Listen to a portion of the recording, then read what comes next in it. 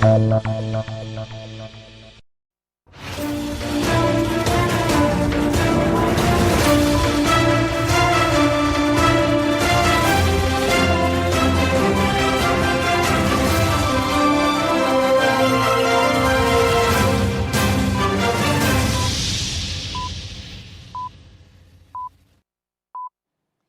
good evening. It's News360 coming to you live from the News Hub here at Adesawe Kanda. I am Portia Gabo. And I am Martin Asiedu Data. These are the headlines for the next 1 hour. News360 Headlines is brought to you by Flamingo Paint, Pepsodent Charcoal and Pepsodent Herbal, EcoBank. Tonight, Transparency International Ghana condemns incidents of vote buying and inducement in recent primaries. Meanwhile, the NDC parliamentary candidate-elect for Ayawaso East, Baba Jamal, says he is ready to cooperate fully with investigations. Also coming up tonight, President John Mahama urges West African governments to take deliberate and practical action on migration of skilled health professionals.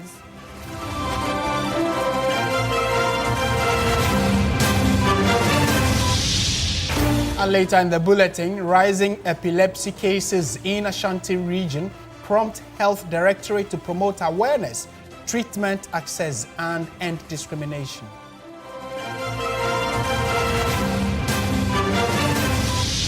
Coming up in business news, government commences disbursement of 1 billion cedis to settle outstanding debts owed to local Ghanaian contractors.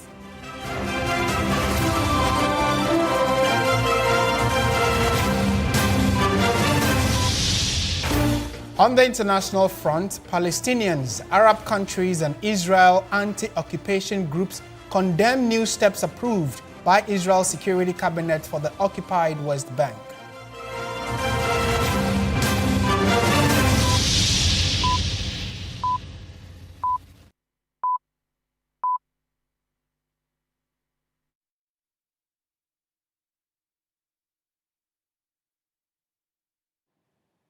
We have details of all these stories and many more coming up in the next 1 hour. Do stay with us. We're starting from the political front, and over the weekend there was quite a heated action in the Ayawaso East constituency. Well, all eyes are on the National Democratic Congress as its much anticipated probe into allegations of vote buying in the Ayawaso East constituency begins. But beyond the headlines, a bigger question looms. Is this a genuine attempt to confront the monetization of politics or a mere face-saving exercise after public backlash? Judith Brown has more on this report. It all started on the Ayawaso East parliamentary by-election grounds, where delegates were openly seen flaunting various items, including TV sets, fridges, motorbikes, and cash sums. The act, which many said amounted to vote buying, sparked mixed reactions among party members and the general public. As a whole High Commissioner, a public figure, His Excellency, came out sharing all kind of vote buying in the daylight. That's totally wrong. The grounds was good, so there's nothing like vote buying. That thing couldn't have changed anybody's mind at that 9th hour. This was followed by a number of statements from the party, the president, and the majority caucus in Parliament. While the president recalled the winning candidate Baba Jamal's appointment as High Commissioner to Nigeria, the party NEC instituted a probe into the matter. The majority in Parliament, however, called for the immediate annulment of the parliamentary primary in the Ayawaso East constituency, with Tuesday, February 10, being the deadline for the submission of a report by the 3-member committee. Some analysts insist the investigative committee is a clear demonstration of internal accountability. For President of Imani Africa, Franklin Kujo, the NDC's stance sends a strong signal that money must not replace merit in political competition. The NDC must be setting the examples for others to follow. And it's important that in this reset agenda, these examples must be set. The people involved must be investigated, fished out, punished, probably banned for the next 5 or 10 elections, so that they don't contest the elections. That's how stringent we should be. However, some critics remain unconvinced. They argue that similar allegations in the past have often ended with reports gathering dust, while entrenched practices remain untouched. Political analyst Dr. Samuel Ifrie says drastic action is needed to curb the phenomenon of vote buying in Ghana's politics. If they will start and try to implement the outcome of this committee, I think it would be good for the NDC especially, because the way it is so embarrassing and so disgraceful to our democracy when you see people sharing these things, and it's so embarrassing. While Baba Jamal himself, the man at the center of the storm, has expressed his commitment to availing himself to the investigative committee, Baba Jamal insists he was not aware of the act. I will make myself available for any investigation to go on so that our names will be cleared. I also heard it later that some TVs were shared. And now, do you now know the problem I have? Now, a lot of people, because I think they didn't share for everybody. Now, everybody is coming to my office here asking for TV, and now I don't have TV. He says he won a fair contest.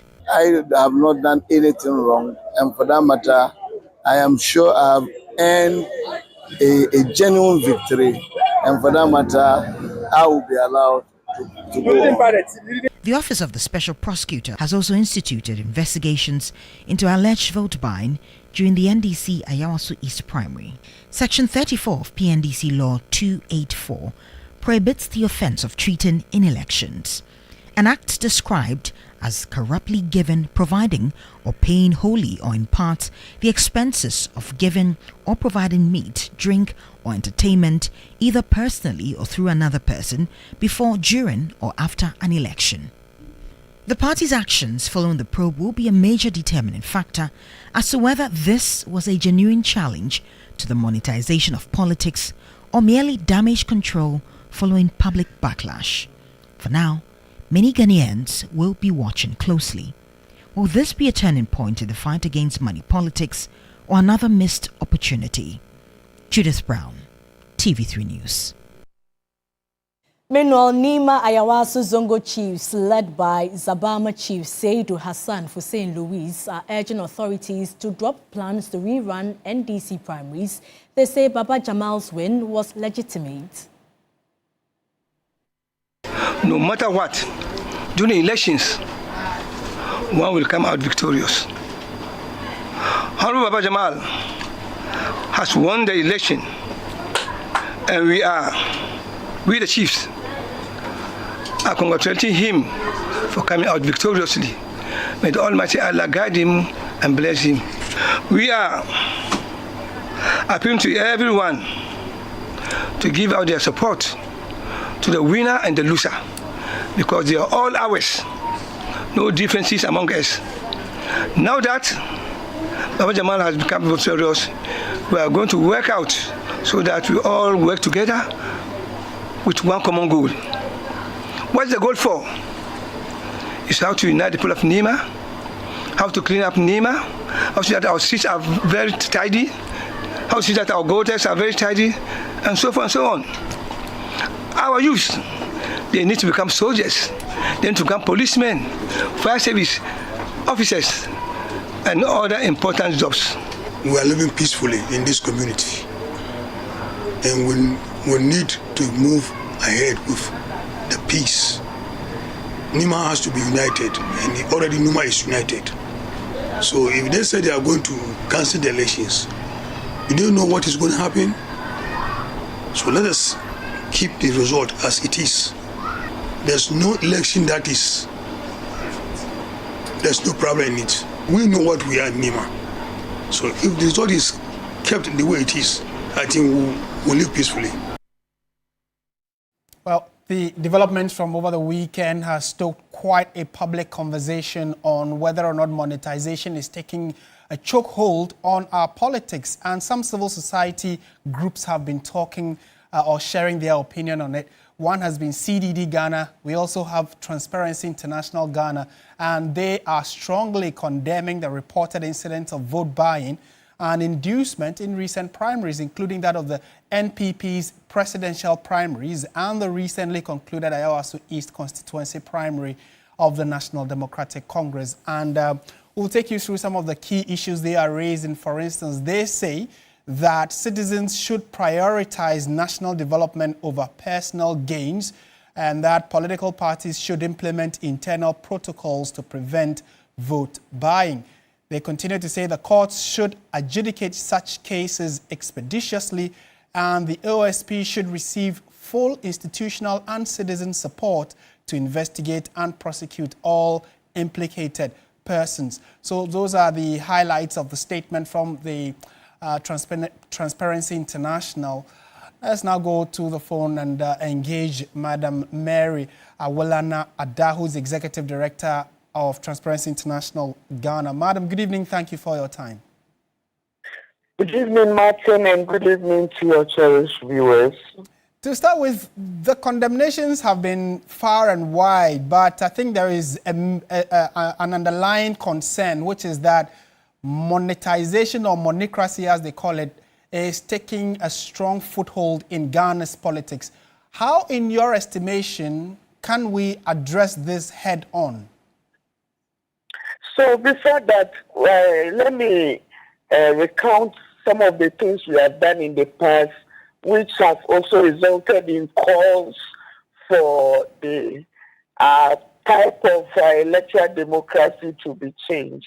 We have monitored the processes of elections, documenting vote buying, and made recommendations during those electioneering periods, which have gone unheeded, as we have spoken to in our statement. We have also had opportunity, as recent as the last elections in 2024, to do same. And we have indicated the incremental nature of the vote buying as it has gone on from election to election, all on deaf ears. But then we still believe that something can be done, because money is taking over credibility, and money is taking over the quality of the elections and the products we would be churning out if we do not take care.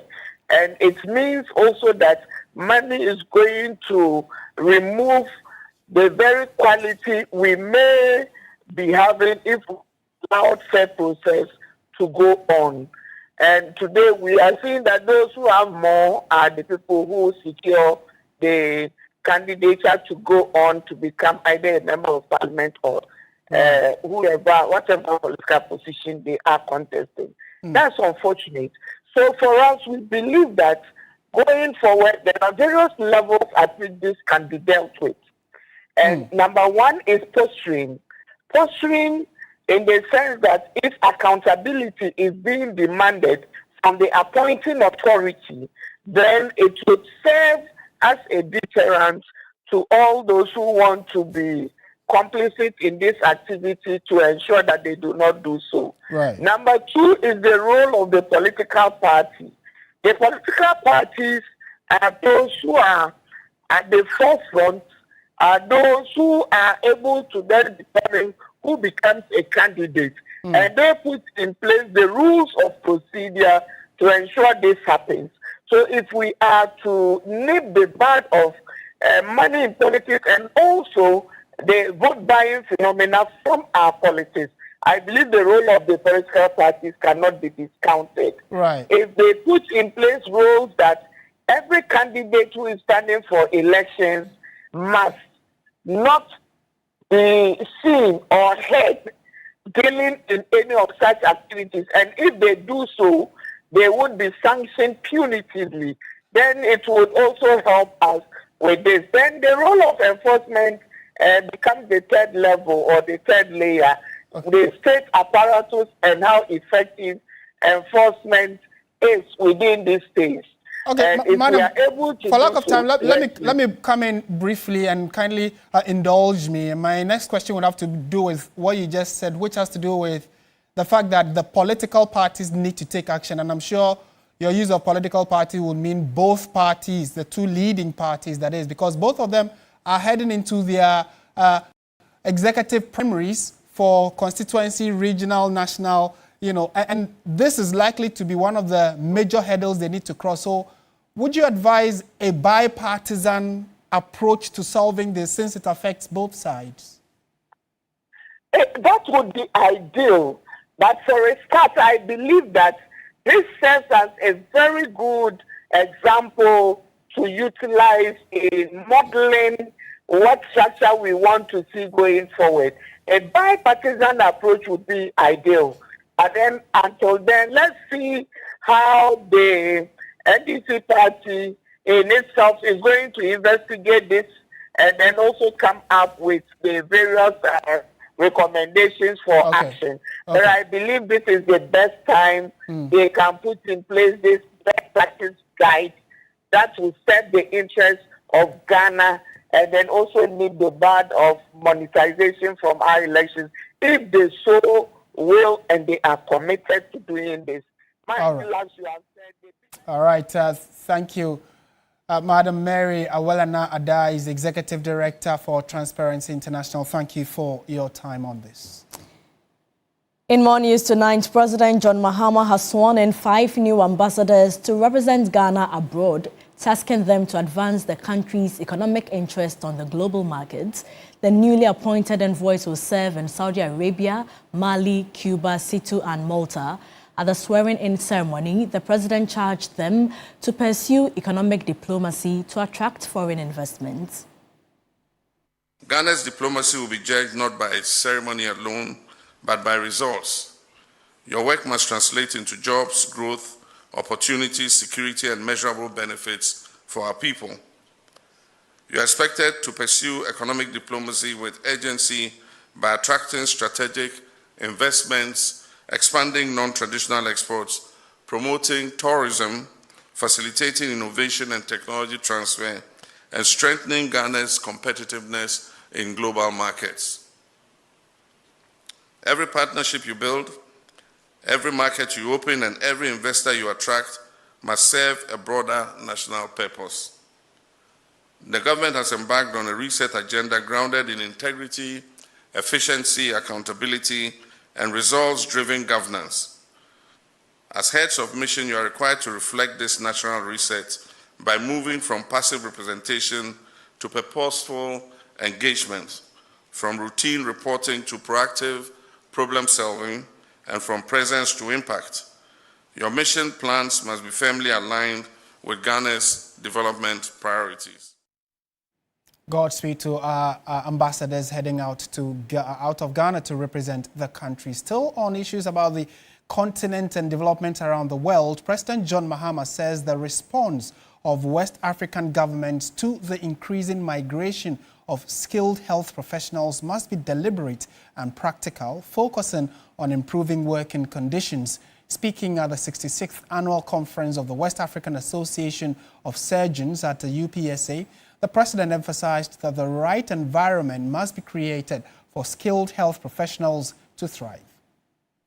The president stressed the need to create the right environment, including improved working conditions to enable skilled health professionals to thrive amid rising migration within the health sector. Also confront the renewed migration of our skilled health professionals, which is placing increasing pressure on our health systems across our countries.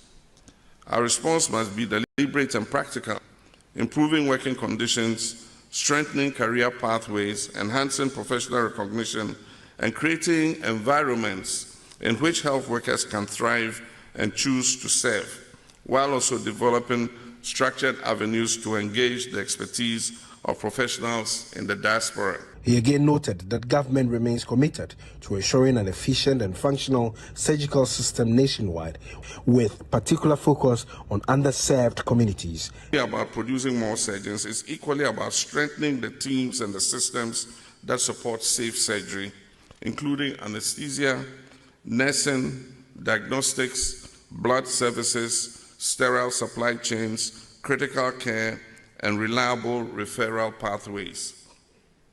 It also requires robust clinical governance, continuous professional development, and regulatory frameworks that protect patients while enabling skilled practice. The government remains committed to strengthening these foundations. We will carefully study the recommendations coming out of this conference and work with stakeholders to implement those that require immediate action while developing structured pathways for longer-term reform. Health Minister Kwabena Minta Kando pledged sustainable financing for surgical care as part of broader health sector reforms, while emphasizing the need to improve the quality and safety of surgical services. Affordability remains one of the strongest determinants of outcomes. Across our countries, the clinical pathway is often defeated by the financial pathway. Patients delay care because they cannot pay.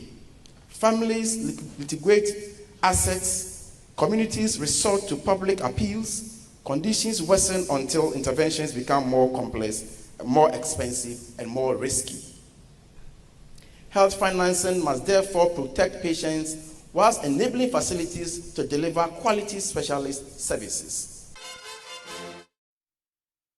Let's now go to the Ashanti region, where the Directorate of Health Services is calling on Ghanaians to break the silence, myth and stigma surrounding epilepsy as seizure disorder cases continue to rise in the region.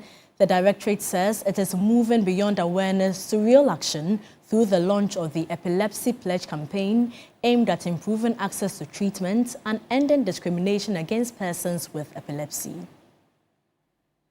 Seizure disorder cases in the Ashanti region continue to rise, with 3,220 cases recorded in 2023, up from 2,719 in 2022.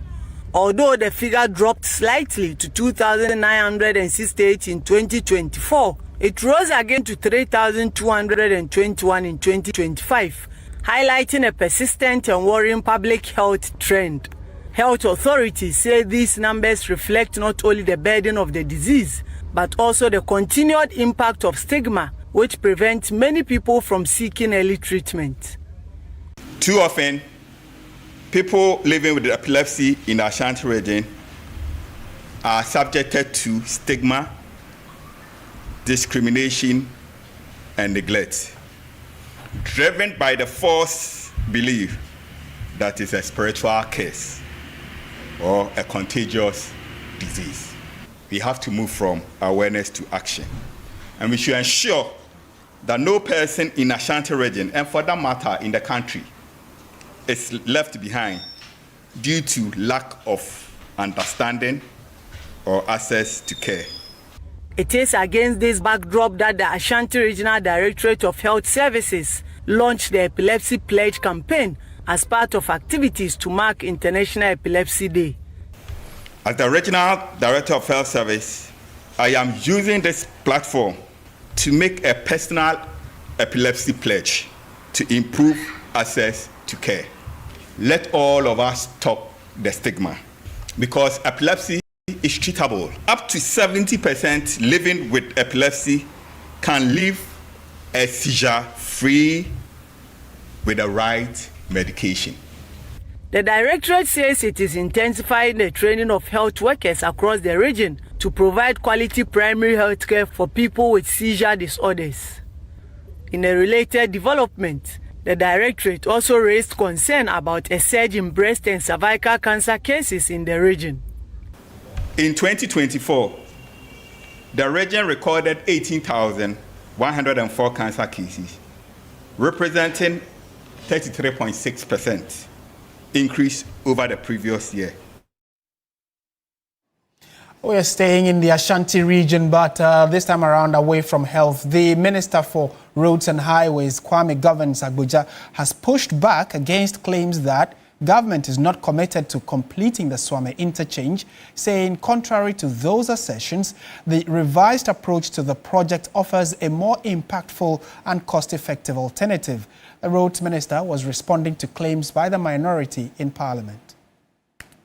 Following a press conference by the minority addressed by former Minister for Roads and Highways, Francis Asanso-Boakye, the current Minister for Roads and Highways, Kwame Govins-Agbodza, has rejected claims that the government is not prioritizing the completion of the Swame interchange project.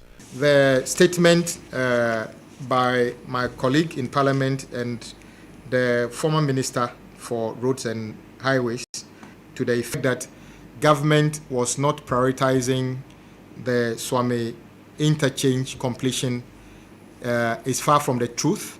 President Akufo-Addo declared that by the end of 2024, the Swami Interchange project would have been completed and handed over. So if my colleague, Honorable Asenso, had heeded to President Akufo-Addo's own plan, we shouldn't even be discussing the issue about whether 3-tier or 4-tier now. It is his failure. According to him, the modification of the project presents a better alternative, offering greater impact and value for money.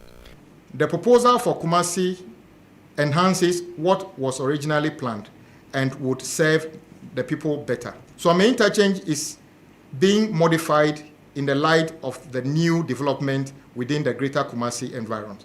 The modification, together with the additional road being undertaken, would more than comprehensively deal with the traffic challenges not only at the Swami interchange but the entire greater Kumasi metropolis. Responding to claims that the government is not committed to completing road projects in the Ashanti region, the minister described the assertion as unfounded. President Mahama prioritizes Ashanti region, prioritizes every region, prioritizes the fact that this interchange has nothing to do with Kumasi alone. It's a national intersection and must be addressed, and that is the way we are approaching it. We are doing it for Ghana. No one, not President Mahama, not me, not my deputy, no director here has an intention of taking anything that is good away from Kumasi. Rather, we are adding 3 billion Ghana cedi extra to enhance the situation we find in Kumasi. How can you see this and say that we are not paying attention? He further alleged that the former minister's comments were influenced by an ulterior motive rather than genuine concern for the project. It appears his motive of picking up these issues could not be that he genuinely wants to improve it, but he's got his own motive, and I can't tell what that motive is. In more news tonight, alleged wire fraud and romance scam suspect Frederick Kumi, also known as Abu Trika, has filed a suit against the Interior Ministry, Economic and Organized Crime Office, Narcotics Control Commission and the U.S. Federal Bureau of Investigation over allegations of unlawful arrest, detention and interrogation. Abu Trika was recently re-arrested after an Accra High Court discharged him following the withdrawal of charges against him by the state. Lord Edwasari has more. In the suit filed at the High Court, Frederick Kumi, also known as Abu Trika, contends that his arrest on 11th December 2025 was carried out under conditions that amounted to torture and cruel, inhumane, and degrading treatment. He avers that he was restrained in handcuffs from morning until late evening, denied food, water, rest, and other basic necessities. He further claims that he was subjected to severe physical and psychological distress while in the custody of officers of the Narcotics Control Commission, IOCO, and the Attorney General. Abu Trika further alleges that he was interrogated while handcuffed, surrounded by armed officers, threatened and intimidated, and crucially denied access to a lawyer of his choice despite repeated requests. He again alleged that agents of the United States Federal Bureau of Investigation, FBI, were allowed to question him on Ghanaian soil while he was in custody and without legal representation, adding that he was compelled to sign a document, the contents of which he was oblivious to. The applicant is also challenging the search of his Swedru residence, popularly known as Abu Trika's mansion. He says the search was carried out while he was already in custody without giving him or a representative the chance to be present, an action he believes violated his rights to privacy and fair treatment. Among other things, Frederick Kumi indicated that despite explanations to the security agencies, the officials seized personal items including an iPhone 17, jewelry and watches, as well as 3 luxurious vehicles, Lamborghini, a Mercedes, and a Cybertruck, which he stated belonged to clients. He's seeking 10 million Ghana cedis in compensation, arguing that the alleged violations have caused him serious emotional distress, reputational damage, and lasting psychological harm. Lord Idwasari, TV3 News, Accra.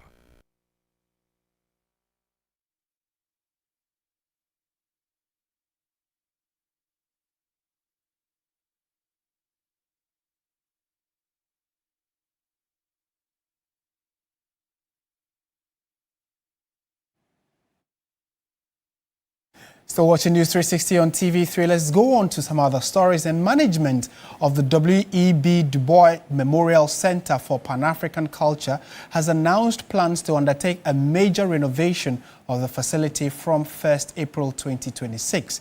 Executive Director of the Du Bois Museum Foundation says that redevelopment entails construction of new bungalow, an upgraded mausoleum, a library, and others at estimated cost of $200 million. Speaker of Parliament Alban Bagbin visited the center on Monday and pledged his support to the project. The Memorial Center is a serene sanctuary dedicated to the life, legacy, and ideals of Dr. William Edward B. Du Bois, a champion of civil rights and Pan-Africanism. This place, which embodies the pursuit of freedom, dignity, and unity, received little attention until the W.E.B. Du Bois Museum Foundation was granted stewardship and operational management of the site. A new phase of restoration and transformation has commenced to give the historic facility a facelift. Following a formal invitation by the W.E.B. Du Bois Museum Foundation, the Speaker of Parliament visited the center to commit his support to the rebuilding process. He was first taken to the mausoleum that houses the tomb of Dr. Du Bois and the ashes of his second wife, Shelley Graham Du Bois. His spirit continue to make things better for all of us. Amen. All the sacrifices not being made. He rests in perfect peace. Executive Director of the Foundation led him to tour other sites in the center, reigniting deeper reflection and history. The project involves building a new museum that will exhibit the 95-year life of Dr. W. Du Bois, where we have a new library, a scholar's residence. We're going to have a restaurant, we're going to have an amphitheater, and we are going to have a new tomb, a mausoleum, that will honor the remains of Du Bois and his wife, second wife, Shelley Graham, as well. He said the foundation is committed to preserving the historical integrity of a center and positioning it for generations unborn. That project will start around April 1st, and we believe that by the 23rd of February 2027, it will have been completed, and the new restored bungalow will be dedicated.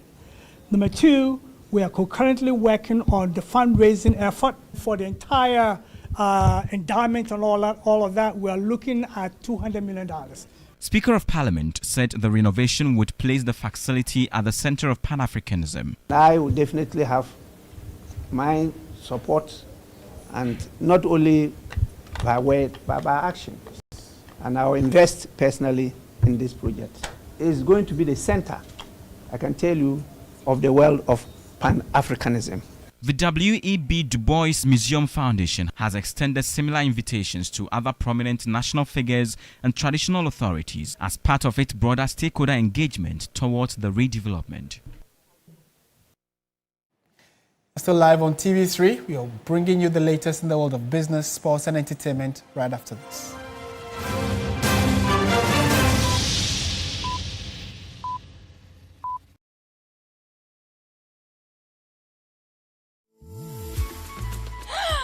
I love pasta charcoal.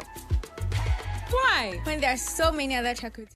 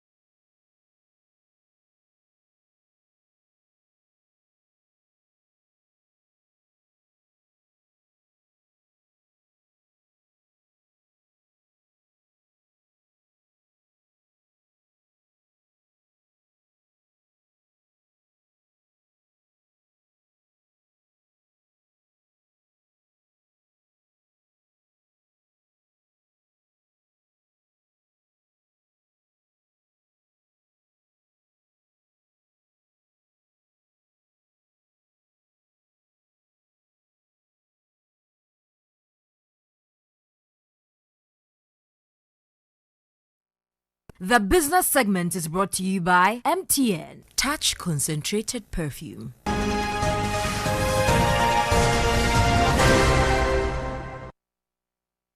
Hello there, good evening and welcome to the business segment here on News 360. I am Michael Obudu. The Chamber of Construction Industry says government has begun disbursing about 1 billion cedis to settle outstanding debts owed to contractors.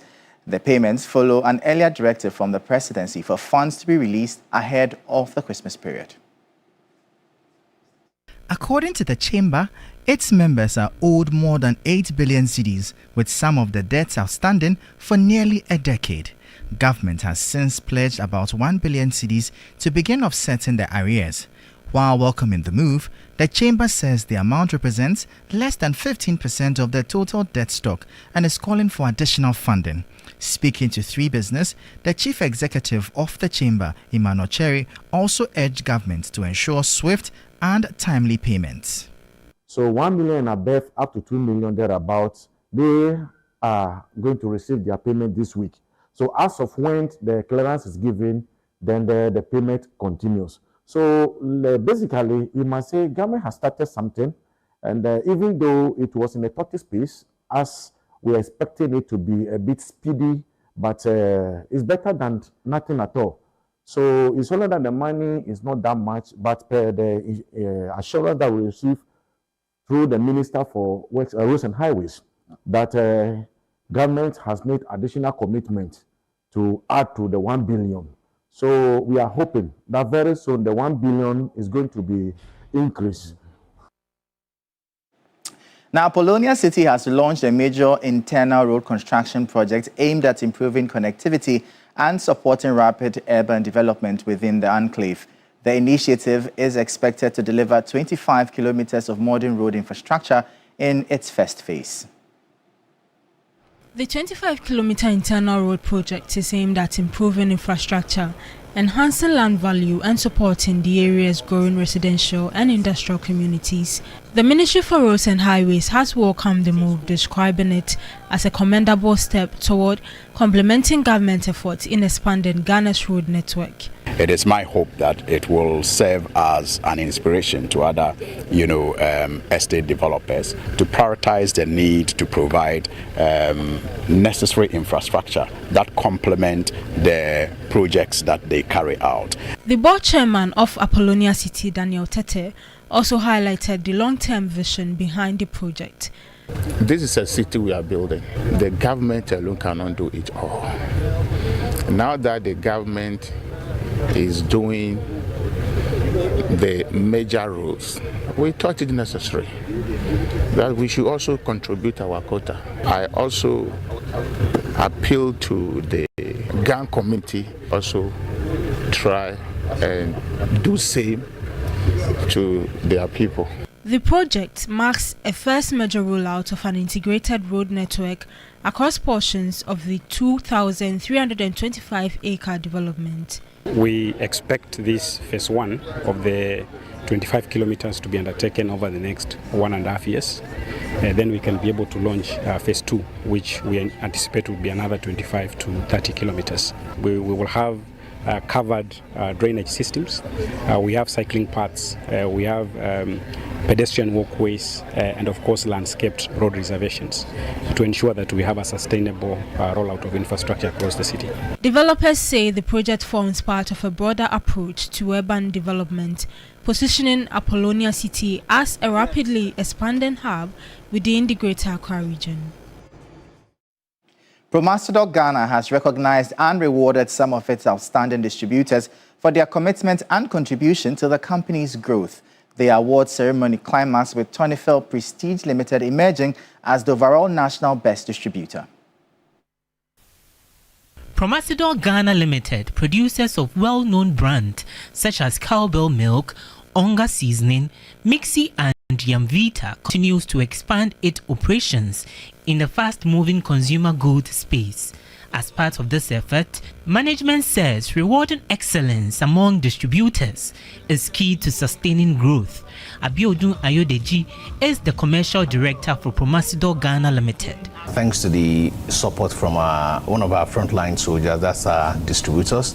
They've been with us for the past 26 years.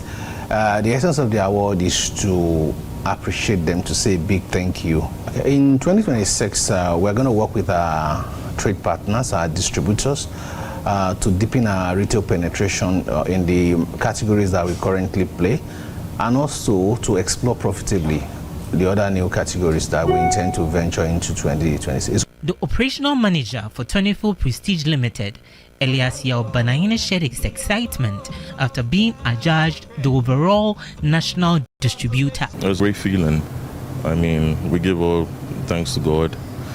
You know, we give thanks to our customers, to everybody who has helped us push this far. We thank all our staff, everybody who has been working with us to make sure we are still here, and being the national best, it means everything to us. And this year we're trying to make sure we work harder than last year to maintain this position. Through a strong distribution network, the company says it remains committed to delivering quality and affordable nutritional product to households nationwide. And that'll be all for the business segment here on News 360. I am Michael Obodu. We'll bring you updates now from the currency and the commodities market.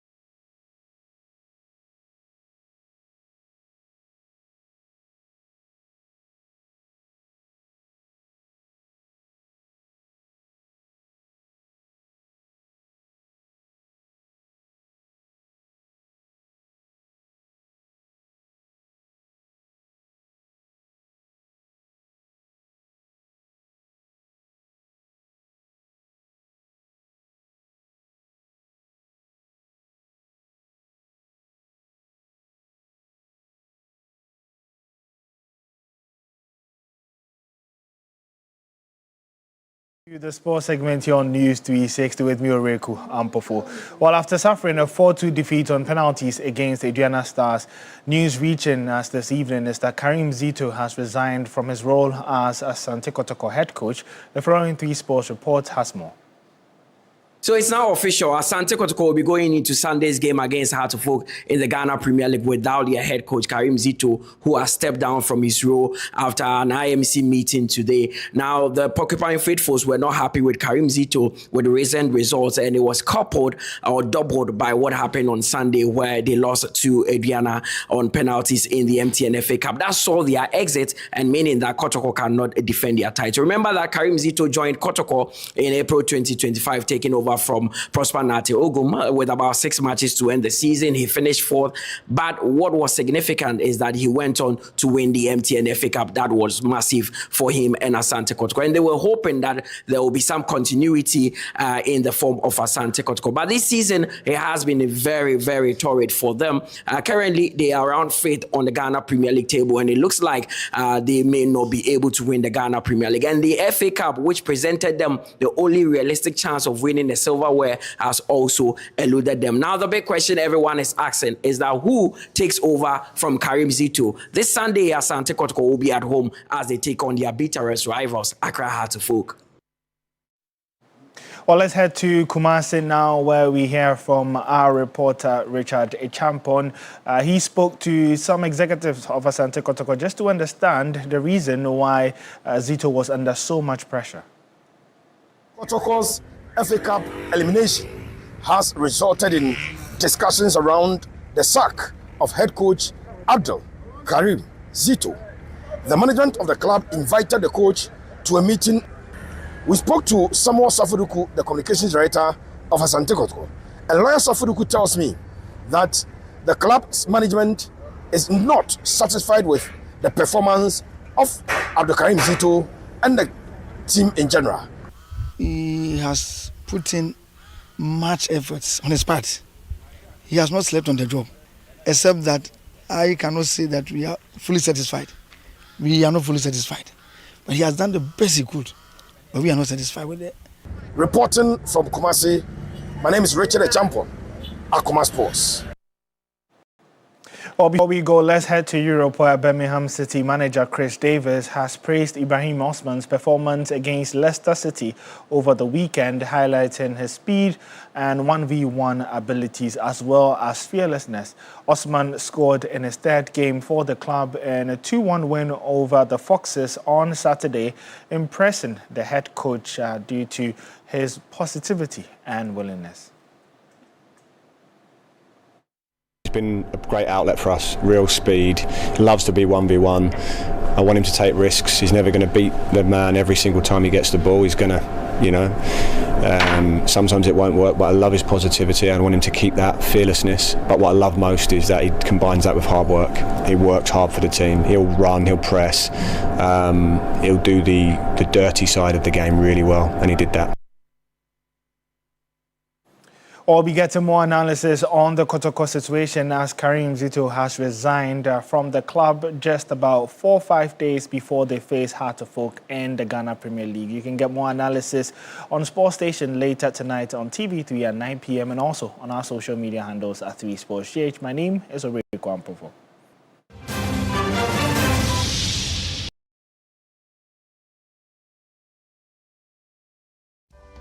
My line of work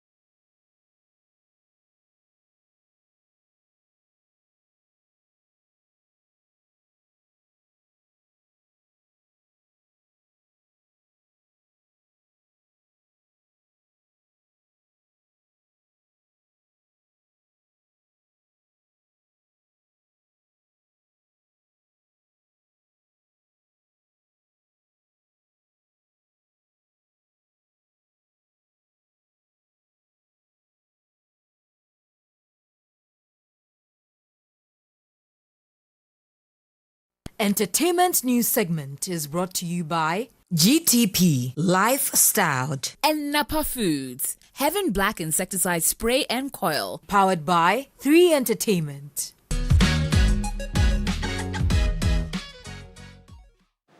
Hello and welcome to the entertainment news segment here on News 360. I am Esiedua Afeni. Now, in the world of entertainment, season 17 of TV3's award-winning kids reality show, Talented Kids, has officially been launched with 16 gifted young talents introduced to kickstart the competition.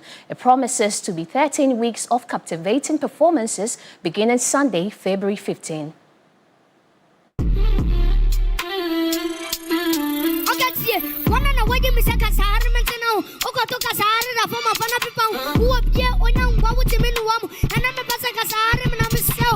The 17th anniversary of Talented Kids comes with a big bang. 16 versatile and amazing talents are set to thrill audiences over the next 3 months. Designed to unearth exceptional young talent, the launch of season 17 saw patrons trooping to TV3 Studio B to support their favorite act. Dogby Aga organize the youth to target a particular spot on the wall.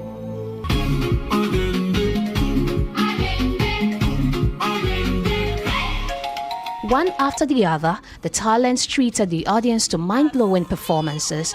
The other talents include instrumentalists, singers, and poets. Put the horse before the cart and tell us when to start. Our dream has always been to let our voice be a blessing. But without preparation, how could we arrive at our destination? On this great stage of Talented Kids Season 17, we learned that one finger cannot lift a load. For behind our steps are mentors, cameras, applause, and grace. The search for the next kid superstar has just begun. I got the opportunity to watch the auditions, and I was blown away by the sheer talents, the creativity, and the raw energy that that the kids play. So, if that is anything to go by, I know this season is going to be the best we've had yet. Catch the fun, the excitement, and the breathtaking moments as 16 outstanding talents get ready to wow you every Sunday.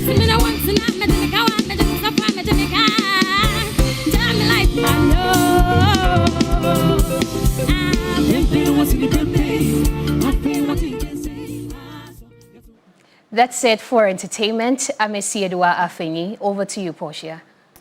Thank you so much. It's now time for international news. And Palestinians, Arab countries, and Israeli anti-occupation groups have condemned new steps approved by Israel's security cabinet for the occupied West Bank, saying they amount to de facto annexation. Far-right Israeli Finance Minister Bezalel Smotrich announced the moves that would make it easier for Jewish settlers to take over Palestinian land.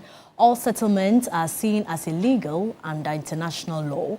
The measures, which are expected to be signed off by Israel's top military commander for the West Bank, aim to increase Israeli control over the territory in terms of property law, planning, licensing, and enforcement.